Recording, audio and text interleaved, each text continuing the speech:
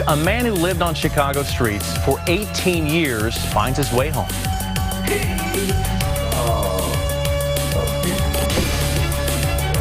How an outreach team found him living under a bridge. We'll have his emotional reunion with his daughter and the grandchildren he never met. And a homeless man finds hope, and his family will have the emotional reunion with his daughter, who never stopped looking for him even after 18 years. Wow. Homeless in Chicago for 18 years, and for 16 of those years, Tommy Miller lived under a bridge. But after 2 years of encouragement from Renaissance Social Services, Miller finally decided to ditch the streets and let RSSI help him find an apartment. That leap of faith by Tommy would not only lead him into a permanent home, but also lead him to a family he never knew he had. Hey, boy.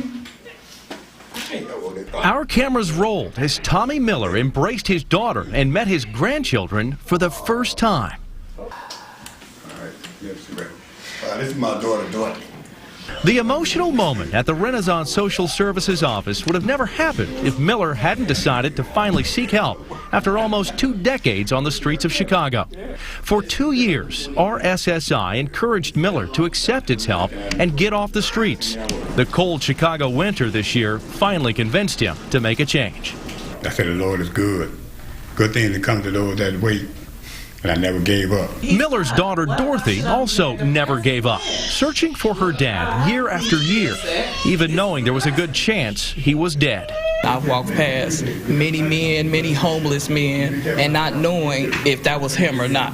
It's been pretty hard over the past few years, but I've been making it through, and I just kept looking. That long search ended thanks to the power of television. Her aunt happened to recognize Miller on a local TV news story about homelessness. She called Dorothy with news that her dad was alive. She couldn't believe it. I was overwhelmed, but I was happy. I needed that. Dorothy immediately called RSSI.